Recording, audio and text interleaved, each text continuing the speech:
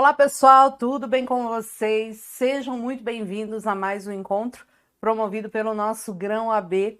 Estamos aqui hoje para resolver algumas questões de prova anterior. Na verdade, o nosso evento hoje é Resolvendo Provas Anteriores. Vamos falar de direito civil e hoje eu gostaria de conversar com vocês sobre o nosso exame de ordem na parte de direito civil, mas nós vamos fazer uma prova específica.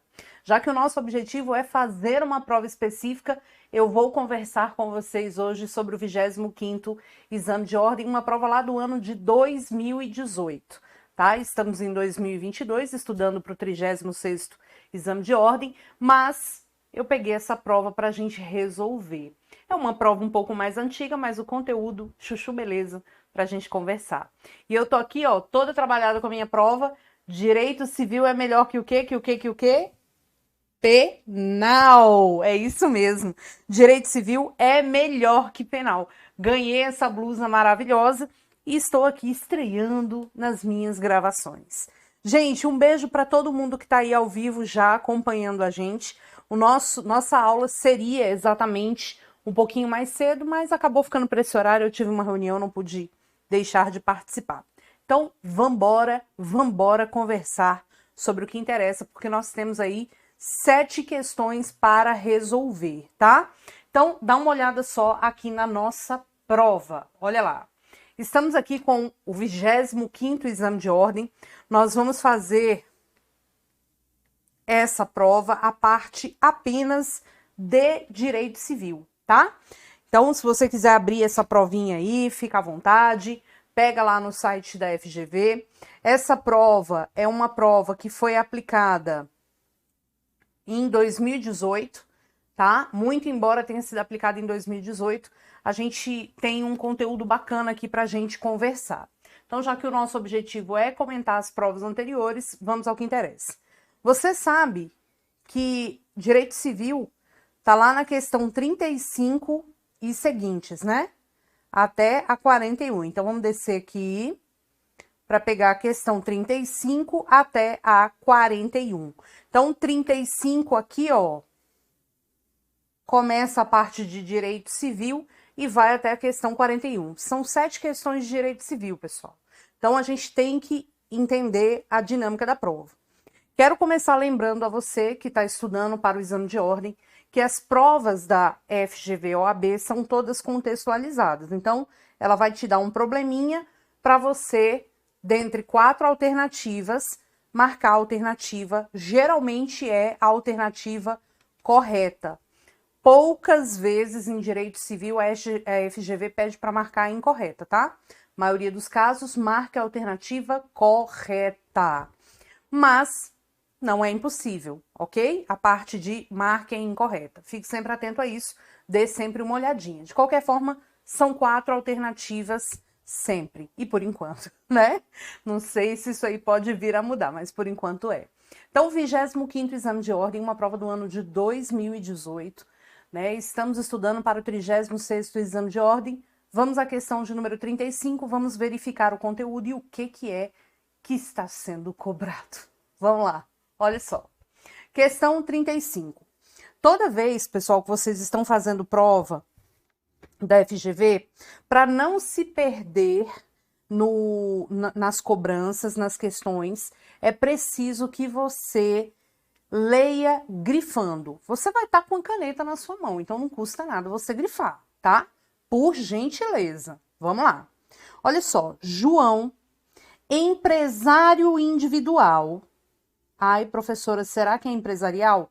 Calma, não tem nada a ver com empresarial, porque a gente está falando de direito civil, né? E civil, ao que me consta, é melhor que, inclusive, empresarial, apesar de empresarial estar dentro do Código Civil. É titular de um estabelecimento comercial que funciona em uma loja alugada em um shopping center movimentado. No estabelecimento trabalham o próprio João como gerente, sua esposa como caixa e a tal da Márcia como uma funcionária contratada para atuar como vendedora. Certo dia, Miguel, um fornecedor de produtos da loja, quando da entrega de uma encomenda feita por João, foi recebido por Márcia e se sentiu ofendido por comentários preconceituosos e discriminatórios realizados pela vendedora. Assim, Miguel ingressou com ação indenizatória por danos morais em face de João. A pergunta que não quer calar é, nesse caso aqui específico, o João é o dono do estabelecimento. Nós estamos vendo que Miguel ajuizou a ação em face de João, dono do estabelecimento, por ato praticado por quem? Por ato praticado pela tal da Márcia. Então, a gente está falando de uma responsabilidade civil por ato de terceiro. É possível que no direito civil alguém responda pelo ato praticado por outra pessoa? A resposta é positiva. E a gente tem que lembrar de um artigo bacaninha, que é, vou abrir aqui para você, o artigo, vamos colocar aqui, 932. O 932, dá uma olhada no que nós temos aqui. Diz, são também responsáveis pela reparação civil. O 932, você tem que lembrar, é o cativo artigo da responsabilidade civil indireta, a responsabilidade civil por fato de terceiro. São também responsáveis pela reparação civil os pais, pelos atos praticados pelos seus filhos menores, o tutor e o curador pelos seus tutelados, que também são chamados de pupilos, e curatelados, que se acharem nas mesmas condições, o empregador ou comitente por seus empregados, serviçais e prepostos, no exercício do trabalho que lhes competiram em razão dele. Os donos de hotéis, hospedarias, casas, estabelecimentos onde se albergue por dinheiro, mesmo para fins de educação, pelos seus hóspedes, moradores e educandos. Os que gratuitamente houverem participado nos produtos do crime, até a concorrente quantia. Essa galerinha aqui é quem tem responsabilidade pelo ato praticado por um terceiro. Quem é que a gente pode encontrar aqui que está previsto na questão? Olha lá, o empregador ou comitente responde pelos atos dos seus empregados. Professora, então, aqui nessa questão, o Miguel pode ajuizar a ação contra o João? Pode, e a gente vai ter amparo no artigo 932, inciso 3 do Código Civil. Mas, professora, o Miguel responde objetiva ou subjetivamente? Aqui a gente volta no nosso Código Civil. Olha só, o 933 diz o seguinte: as pessoas indicadas no artigo anterior, ainda que não haja culpa de sua parte, responderão pelos atos praticados pelos terceiros ali referidos. Então, nós temos uma responsabilidade pelo ato praticado por um terceiro e a gente pode afirmar que o Miguel, cadê aqui? O Miguel responde o quê, pessoal? Responsabilidade civil ou não é o Miguel? Não é o... Opa! Não é o Miguel. Não... Afim. Não é o Miguel, é o João, perdão, é o João, o Miguel é quem ajuizou a ação, perdão. O João responde com base no 932, inciso 3, e o João responde civilmente de forma objetiva com base no 933. Professora, e se o João vai lá e paga, né, a indenização para o Miguel? Ele foi lá e pagou a indenização pelo Miguel por um ato praticado pela funcionária dele. Quando você pensa em responsabilidade civil de terceiro, por ato de terceiro, você vai lembrar que aquele que paga a indenização tem o direito de cobrar o que pagou por conta daquele ato. Olha o que temos aqui, o 934. Aquele que ressarcir o dano causado por outrem pode reaver o que houver pago daquele por quem pagou. Então, o João, quando ele paga aqui pelo ato praticado para a Márcia em favor do Miguel, ele pode cobrar da Márcia o que ele pagou, ok? Salvo se o causador do dano for descendente seu, absoluta ou relativamente incapaz. Então, Se for, né, o caso aqui dos pais, não. Os pais respondem pelos atos dos filhos e quando o pai e a mãe vai lá e paga o prejuízo causado por aquele filho ou filha, não vai poder pedir de volta o que pagou, ok? Então, os casos de responsabilidade civil indireta, a pessoa responde objetivamente pelo ato praticado pelo terceiro e tem direito de regresso em face desse terceiro. Porém, contudo, todavia, se é o pai e a mãe que está indenizando por um ato praticado pelos seus filhos, não pode pedir de volta. Ponto final, porque na hora de fazer não pediu opinião de ninguém, então agora chupa Brasil. Então, dá uma olhada aqui na questão 35, verifica para mim qual é a resposta que nós vamos marcar. Olha lá, letra A, João não deve responder pelo dano moral. Mentira, mentira, errado. B, João pode responder apenas pelo dano moral, caso reste comprovada sua culpa em vigilando em relação a gente não fala mais em culpa em eligendo, vigilando, né? A gente não fala mais nisso, é responsabilidade objetiva e não apenas pelo dano moral, é por qualquer dano que tenha acontecido. Erradíssimo. Letra C, João pode responder apenas por parte da compensação? Claro que não. Letra D de danadinho. João deve responder pelos danos causados, não lhe assistindo a alegar culpa exclusiva de terceiro.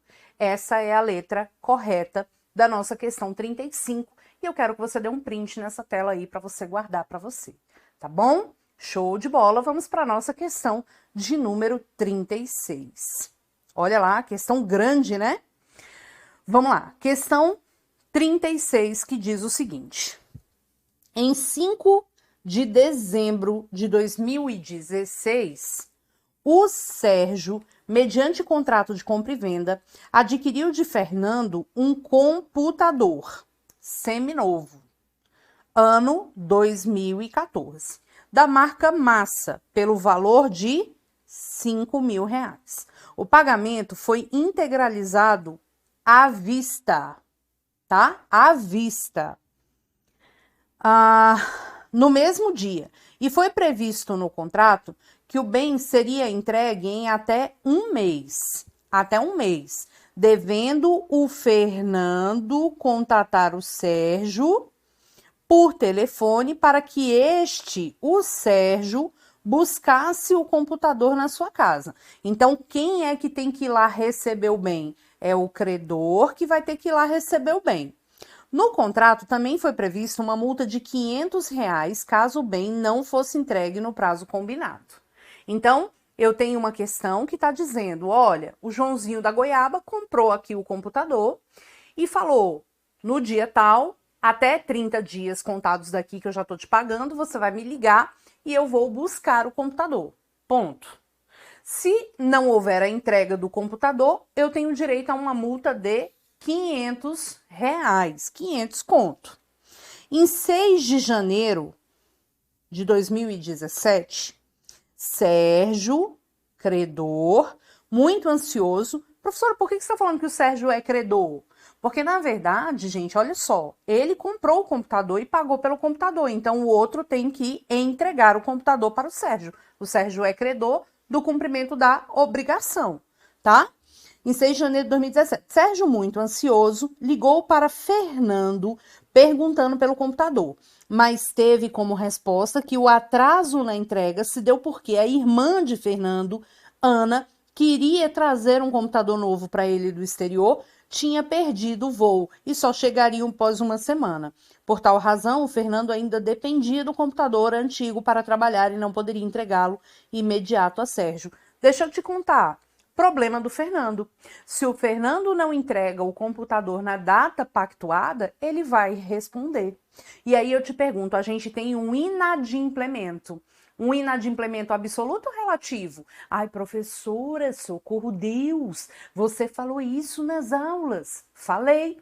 A verdade é que o inadimplemento absoluto é quando a obrigação não foi cumprida e nem será mais. Não será mais porque o bem se perdeu, pereceu, ou porque a obrigação se tornou inútil ao credor. Tipo, você me contratou para tocar, né, com a minha banda na sua festa. Chegou o dia da festa, eu não fui. Embora eu possa tocar todas as músicas que você quisesse que eu tocasse, eu não poderei mais cumprir a obrigação, porque ela é inútil para você, já passou a festa.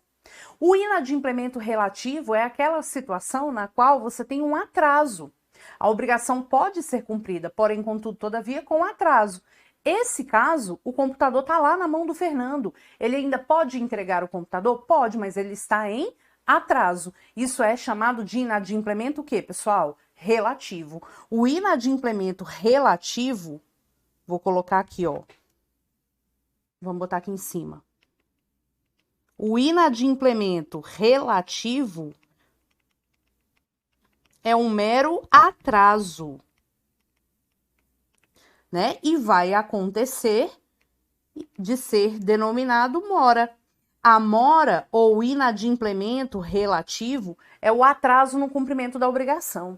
Se você tem uma mora com culpa do devedor, e aqui a gente teve o fenômeno culpa, o que a gente vai cobrar? A gente vai cobrar a gente vai cobrar perdas e danos.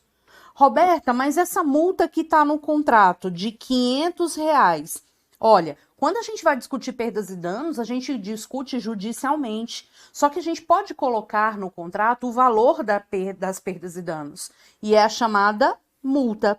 Essa multa, nesse caso, é chamada de cláusula penal, que não tem nada a ver, graças ao bom Deus, com o direito penal, porque civil é melhor que penal. Tem nada a ver com penal. É uma multa prevista para o caso de atraso. Essa cláusula aqui é claramente uma cláusula penal para o caso de mora. Como que a gente chama uma cláusula penal para o caso de mora? A gente chama de cláusula penal moratória. Ok? A gente chama de cláusula penal moratória. Vamos então verificar aqui a situação? Acerca dos fatos narrados, assinale a afirmativa correta. O que nós vamos ter aqui, Brasil? O que nós vamos ter aqui? Será que ele pode cobrar tudo que ele tem direito? Será que ele só pode cobrar o computador? Será que ele pode cobrar a multa? Pensa pelo que faz sentido. Olha lá. Sérgio poderá exigir de Fernando a execução específica da obrigação entrega do bem ou a cláusula penal de R$ 500? Conte-me mais sobre essa lerdeza sua em responder isso aqui como correto. Não tá correto. Por que não tá correto, prof? Porque pensa comigo, ele pagou R$ 5.000. Aí ele vai cobrar só a multa. Dou na sua cara. B. Sérgio poderá exigir de Fernando a execução específica da obrigação, que é a entrega do bem, beleza? Simultaneamente a multa de R$ 500, tendo em vista ser uma cláusula penal moratória. Ah, meu coração, meu coração. Olha que maravilhosa essa questão. Fácil, fácil, fácil, né? Nós temos aí a regra da cláusula penal.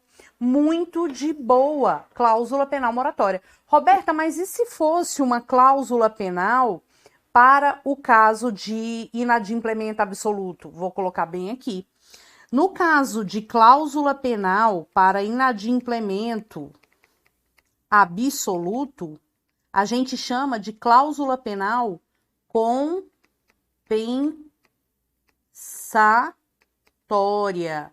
Se o computador tivesse quebrado e ele não tivesse o computador para entregar, seria uma cláusula penal compensatória, ok? Beleza, beleza? Maravilhoso! E vamos seguir o bonde para a nossa questão de número 37. Se você quiser dar o print aí, fica à vontade. Vamos aqui para a nossa questão de número 37. Essa questão de número 37 eu amo de paixão. Por quê? É uma questão que cobra uma coisa muito interessante. Ai, Roberta, que coisa! Vou fazer um desenho bem aqui, tá? Vou fazer um desenho bem aqui sobre essa questão. Imagina você que tá aqui o prédio.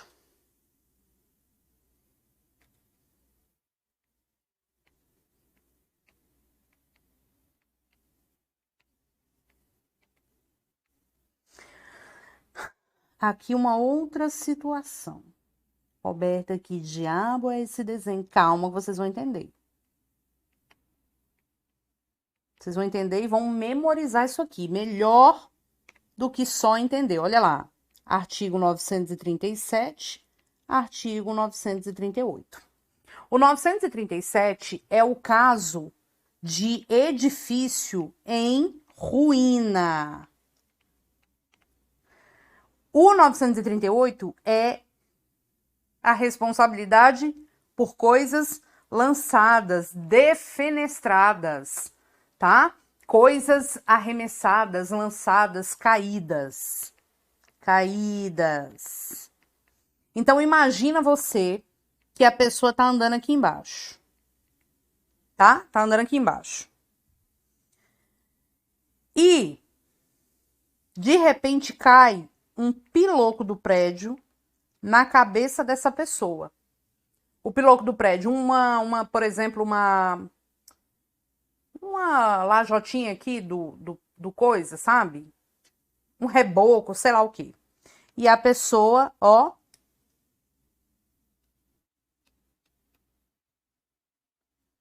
tá lá o corpo estendido, ó o sangue. Quem responde? Ei, Brasil, quando é caso de ruína, responderá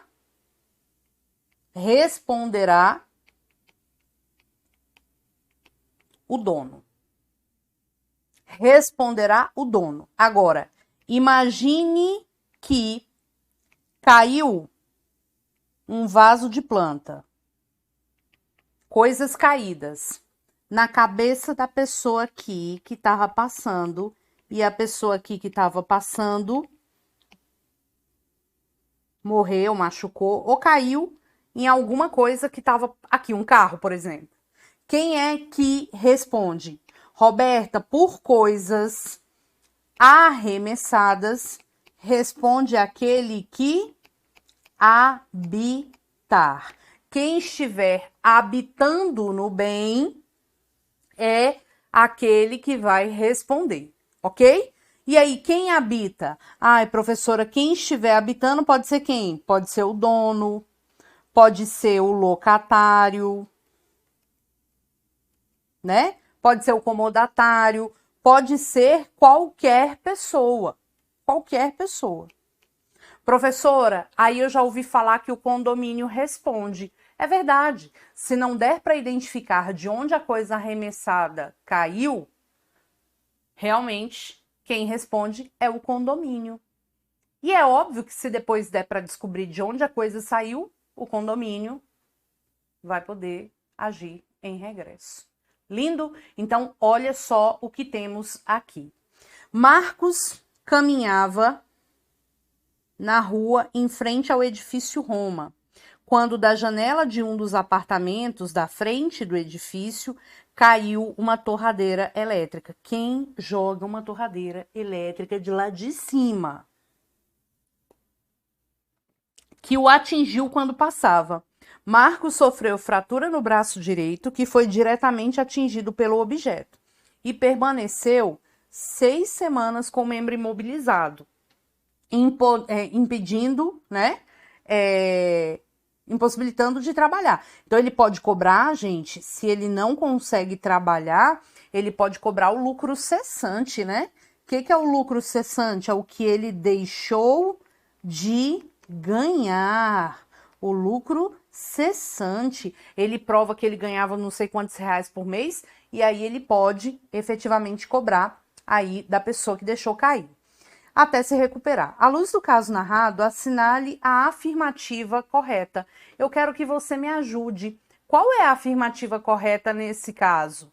Quem é que consegue responder? Vamos lá. O condomínio do edifício Roma poderá vir a ser responsabilizado, né? Vir a ser responsabilizado pelos danos causados a Marcos com base na teoria da causalidade alternativa. Ah, meu Brasil, eu vou até colocar de rosa. Olha que resposta linda, exatamente como a gente conversou.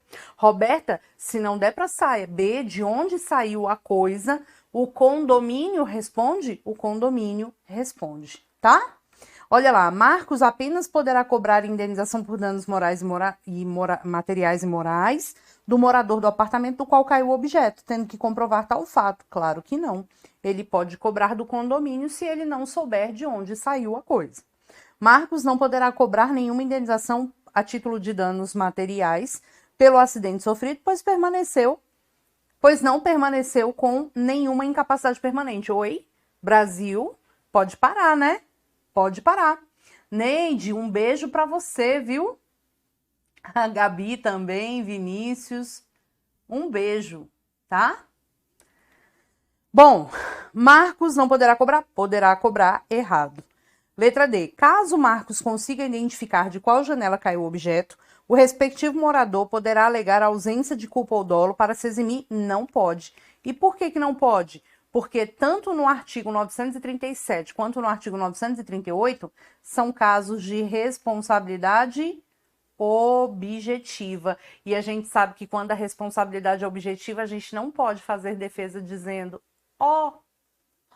não tive culpa. Oi? Não tem essa conversa. Ok? Belezura. Então, dá o print nessa tela, questão 37. Vamos para a questão 38. 38.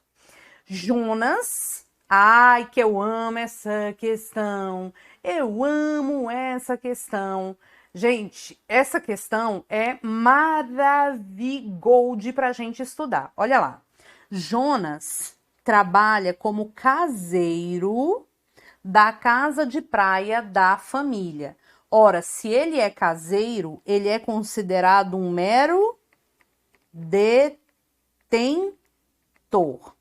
da casa de praia da família Magalhães, exercendo ainda a função de cuidador da matriarca Lena, já com 95 anos de idade. 10 dias após o falecimento da Lena, Jonas tem seu contrato de trabalho extinto pelos herdeiros. Contudo, ele, gente, olha a informação, ele permanece morando na casa, apesar de não manter qualquer outra relação jurídica com os herdeiros, que também já não frequentam mais o imóvel e permanecem incomunicáveis. Essas informações são extremamente importantes. O caseiro Jonas é mero detentor. Agora, deixa eu te perguntar uma coisa.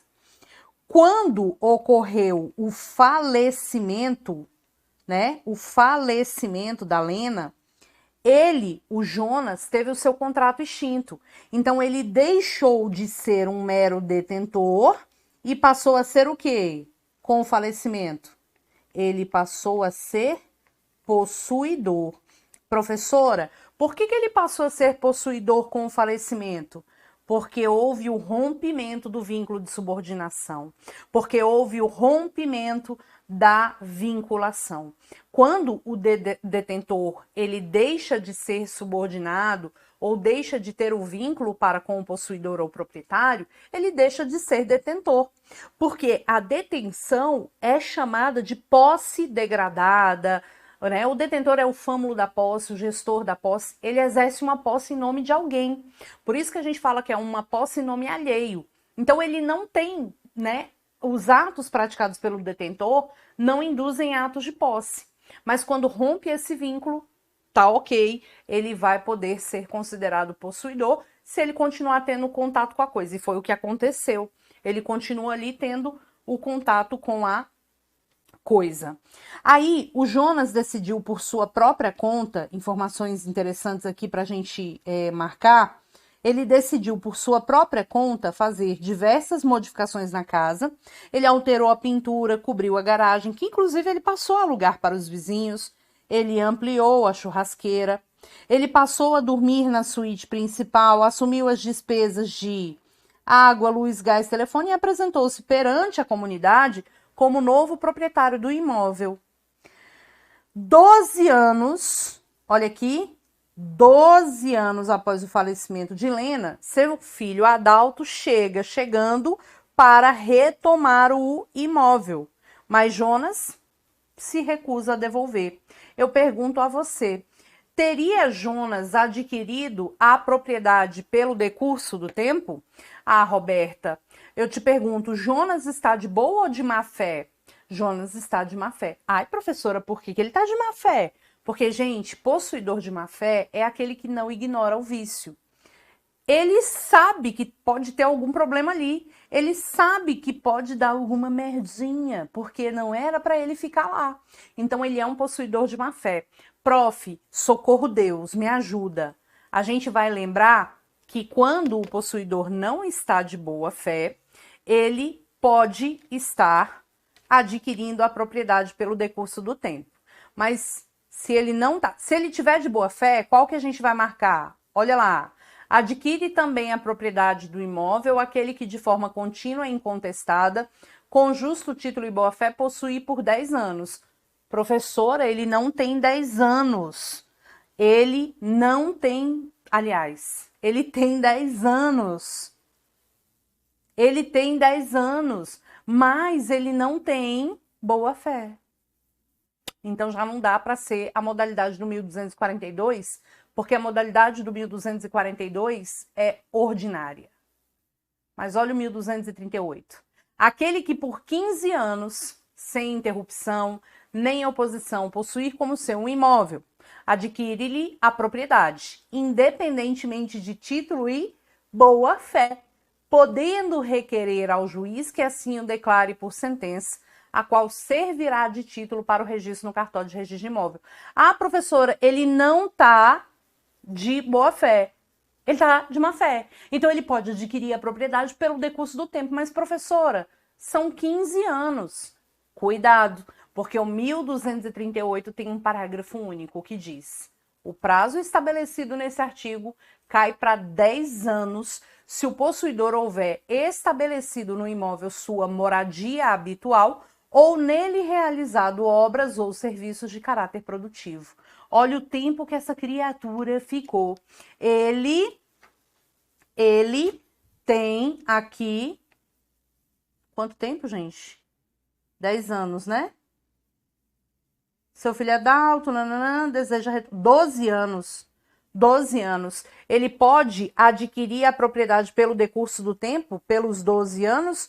Pode. Ele pode adquirir aqui pelo 1238, parágrafo único, que é a forma da uso capião extraordinária abreviada, ok? Então, a partir da hipótese narrada, assinale a afirmativa correta. Jonas não pode usucapir, eis que é possuidor de má-fé. Possuidor de má-fé impede? Impede, por acaso, a posse? Claro que não.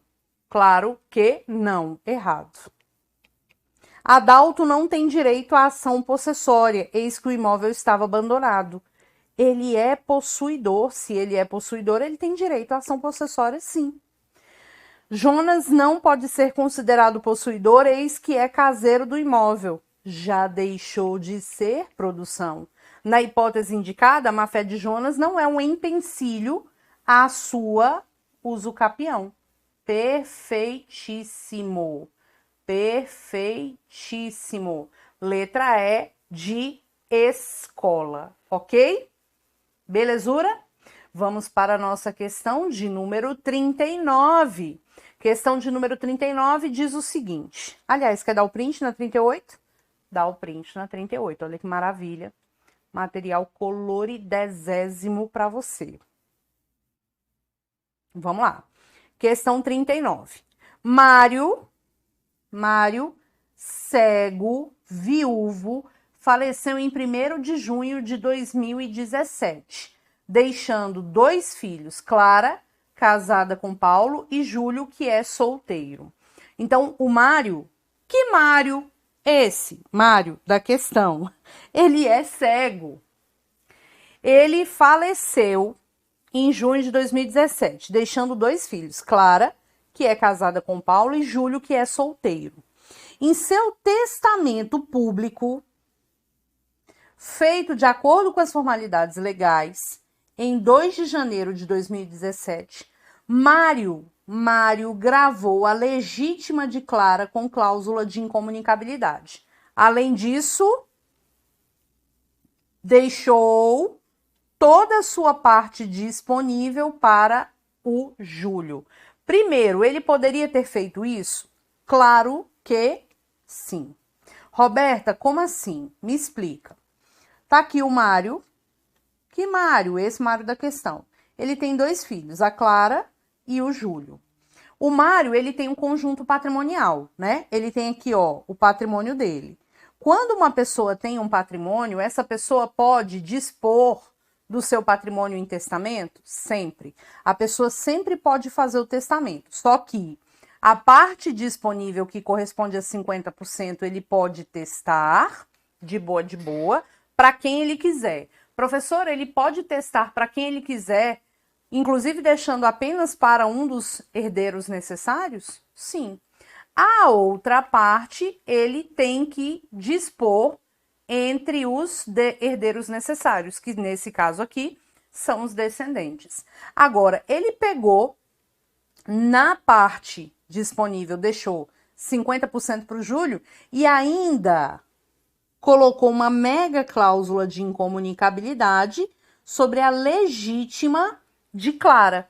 Ele pegou e falou, e o seguinte é esse, essa cota aqui de 50%, que é da Clara, eu vou meter uma cláusula de indisponibilidade. A pergunta é, produção, ele pode meter uma cláusula de indisponibilidade? Pergunta 2. Ele é cego, ele pode fazer o testamento dele? Sim ou não? Muita calma nessa hora. Olha isso. Vamos pegar aqui e vamos pesquisar, porque eu não sei o artigo de cor.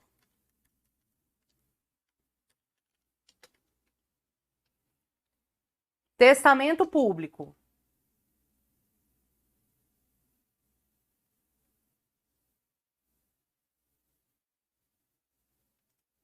Artigo 1864. São requisitos do testamento público, nananana. Se o testador não souber ou não puder assinar o tabelião substituto legal, assim o declarará, assinando, neste caso, pelo testador e a seu rogo uma das testemunhas instrumentárias. Beleza, analfabeto. O indivíduo inteiramente surdo, sabendo ler, lerá o seu testamento. E se não souber, designará quem leia em seu lugar, presentes as testemunhas. Ao cego, só se permite testamento público, que será lido em voz alta 2 vezes, uma pelo tabelião ou por seu substituto legal e a outra por uma das testemunhas, designada pelo testador, fazendo-se de tudo circunstanciada menção no testamento. Então, o cego pode testar? Pode. Artigo 1867. O cego, ele pode testar. Professora, eu quero saber se ele poderia colocar uma cláusula de incomunicabilidade. Ele poderia colocar uma cláusula de incomunicabilidade? Claro que ele pode também colocar uma cláusula de incomunicabilidade. Roberta, essa cláusula de incomunicabilidade, ela faz o quê? Faz com que, quando a Clara aqui, ó, receber o bem dela, ela não vai poder... Falei errado. Quando a Clara, é Clara o nome da menina? É Clara. For receber o bem da legítima, se ela for casada no regime da comunhão universal de bens, por exemplo, com o marido dela, o Paulo, ele não vai ter direito a nada. Porque se ela for casada no regime da comunhão universal de bens, a herança recebida pela pessoa comunica com o cônjuge. O pai tá falando, gente, seguinte é esse. Não vai comunicar a cláusula, aliás, o bem recebido de minha herança com o marido da minha filha. Roberta, qual que é esse artigo? Vou abrir aqui para vocês. O seguinte é esse. 1848, olha lá. Salvo se houver justa causa, declarada no testamento, Não, não pode o testador estabelecer cláusula de inalienabilidade, impenhorabilidade, de comunicabilidade sobre os bens da legítima. Então, assim, a criatura pode, 1848, pode colocar a cláusula de incomunicabilidade? Pode, mas ele vai ter que colocar uma mega justa causa, ok? Vamos marcar a alternativa corretíssima aqui, Brasil? Vamos lá. O testamento é inválido? Ah, para! A cláusula de incomunicabilidade é inválida, pois Mário não declarou a justa causa no testamento, como exigido pela legislação civil. E felizes da vida, a gente marca aqui a letra B de boniteza, porque é a letra B a correta. Ele poderá fazer a cláusula de incomunicabilidade? Poderá fazer a cláusula de incomunicabilidade, mas, porém, contudo, todavia, ele precisa colocar ali a justa causa. E ele não colocou a justa causa no testamento. Então, a resposta aqui é a letra B, com base no 1848. A cláusula que confere a Júlio toda a parte disponível é inválida? Mentira, eu posso deixar a parte disponível para quem eu quiser, ou como diz meu sobrinho, para quem eu querer, tá? Testamento é inválido, pois Mário é cego e a legislação lhe permite celebrar testamento cerrado. Para! Ele permite celebrar testamento public. Dá o print. Questão sensation. Agora vamos para a questão de número 40. Questão de número 40. Olha lá, o que temos? Ana, sem filhos, solteira, cujos pais são pré-mortos. Tinha 2 avós paternos e a avó materna viva, bem como 2 irmãos, Bernardo, irmão germano. O que é o irmão germano? É o irmão bilateral. E Carmen, unilateral. Ana falece sem... Ah, professora, o que é irmão bilateral? Mesmo pai, mesma mãe. E unilateral? Mesmo pai ou mesma mãe. Ana falece sem testamento, deixando herança líquida no valor de 60 mil contos de réis. O que nós vamos ter aqui? Uma questão de sucessão. Questão de sucessão, você já sabe que tem que desenhar. Então, vamos lá. A gente tem aqui quem? Vou botar aqui, ó. Ana. Acima da Ana. Ana. Acima da Ana, a gente tem pai, mãe. Acima... Ficou horrível isso. Pai, mãe. Ana. Acima de pai e mãe, avô, avó, avô, avó. A questão diz que ela tem um irmão Bernardo bilateral, né? E uma irmã unilateral. Vamos colocar essa irmã unilateral como sendo filha. Aqui, ó, vou botar aqui, ó, pai, mãe. Vamos colocar essa moça sendo filha somente da mãe, tá? Vou botar do pai, porque tá mais fácil de escrever para cá. A Carmen. Vamos lá, lembre-se do 1829. A herança é deferida em qual ordem? Vamos lá. Primeiro aos descendentes, não havendo descendentes, vai para os ascendentes. Não havendo ascendentes, vai para o cônjuge ou companheiro. Não havendo cônjuge ou companheiro, vai para os colaterais até o 4º grau. Primeiro irmão, depois sobrinho, depois tio, depois primo. Aí vamos lá. A Ana, vou pegar uma cor aqui que destaca. Vou pegar esse rosa aqui. A Ana morreu. Só que a questão já está dizendo, Ana sem filhos. Opa, não tem descendentes. Solteira, tipo, forever alone, né? Não tem cônjuge nem companheiro.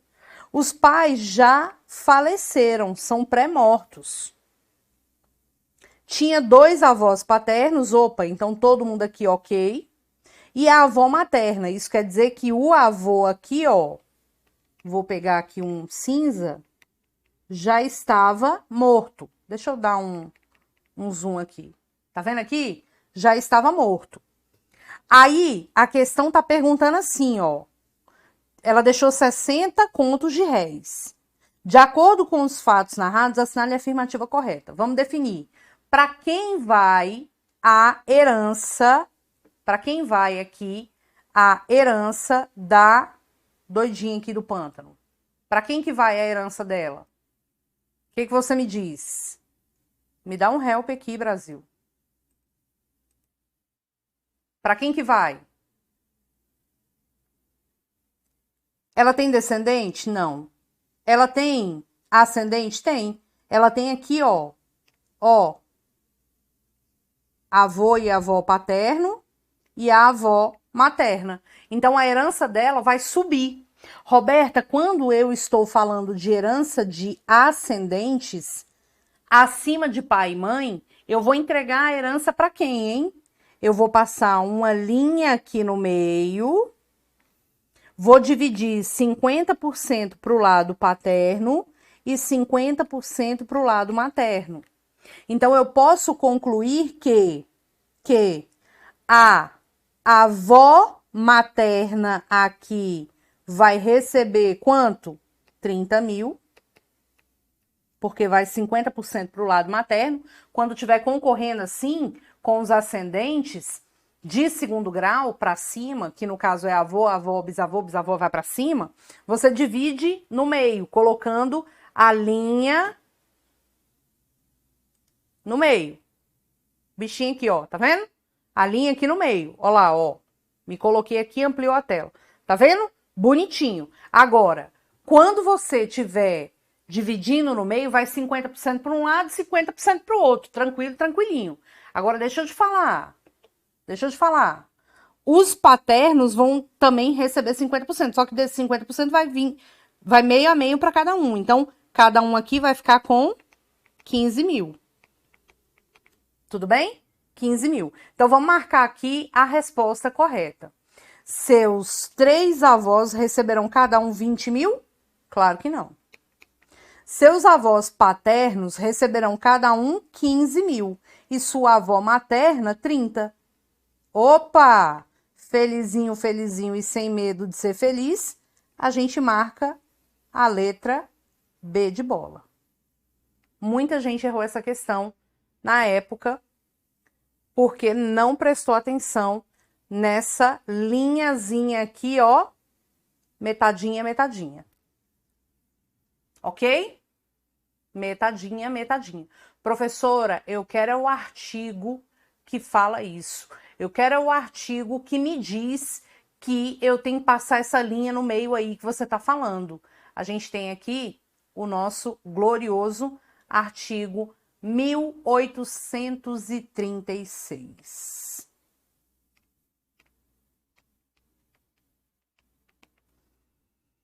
Ok?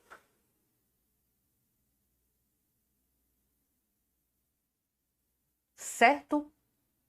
Lindo, lindo, lindo, né? Maravilhoso.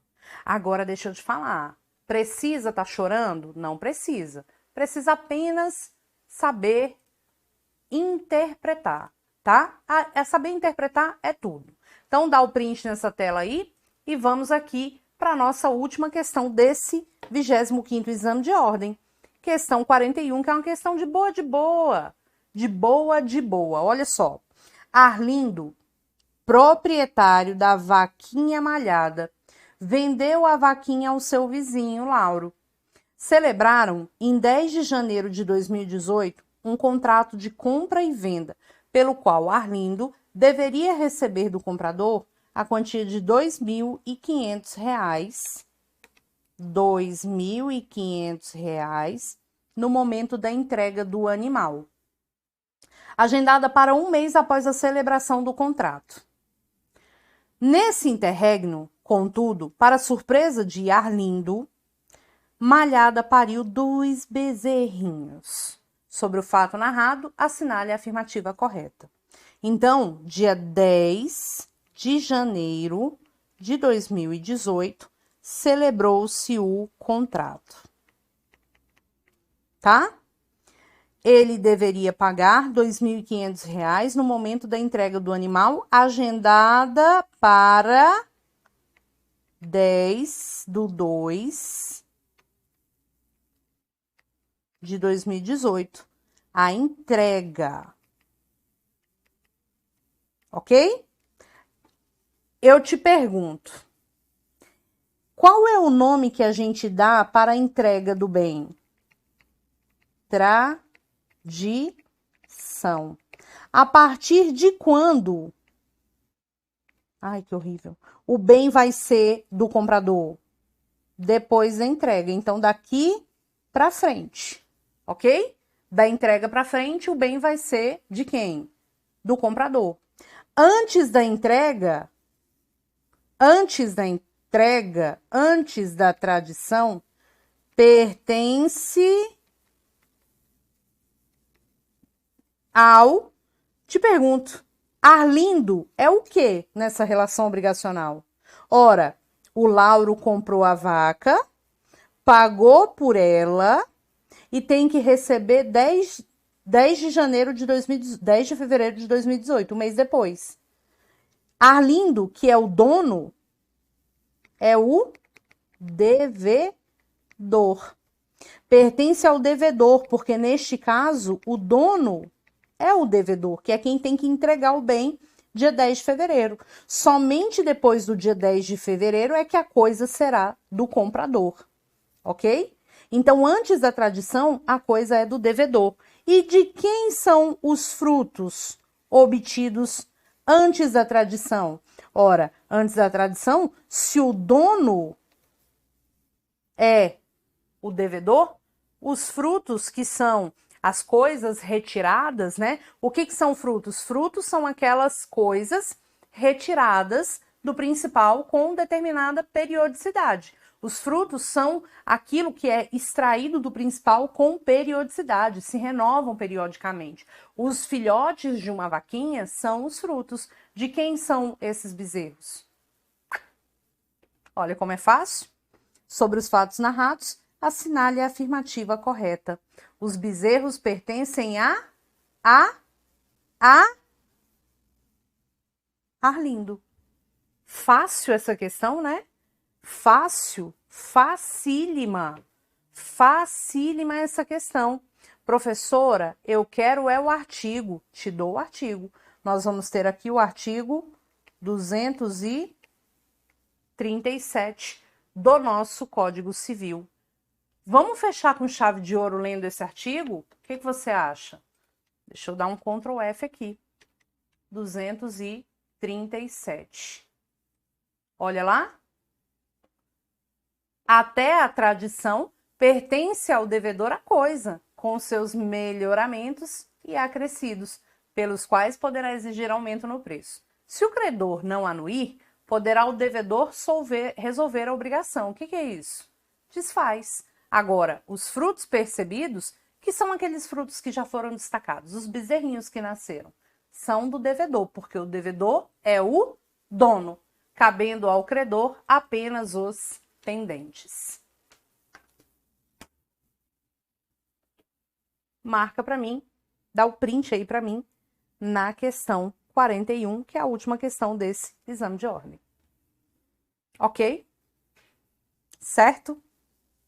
E com isso, a gente encerra o nosso encontro com a lição de que civil é melhor que penal e eu espero você nas nossas aulas de Direito Civil aqui do Grão AB. É sempre um prazer enorme estar com vocês. Um beijo para todo mundo que está aí acompanhando a gente ao vivo. Estou postando lá no meu Instagram, @prof.roberta.queiroz, as nossas agendas de gravação. Tudo bem que o Instagram tem mais piada do que tudo, né? Que eu adoro um meme, adoro uma piada. Aliás, né, não precisa ficar desesperado. Eu vi um meme que era assim, eu estava chorando até agora, eu parei de chorar agora. Então, para você que estava chorando até encontrar as aulas da professora Roberta, para de chorar, não precisa mais ficar chorando. Vem comigo que eu vou te ensinar a amar o direito civil, tá bom? Aliás, o nosso curso de Direito Civil do Grão AB é Direito como Nunca Se Viu. Beijo no coração, fiquem com Deus, até a próxima e continuem ligados nos nossos canais. Beijo, beijo. Tchau.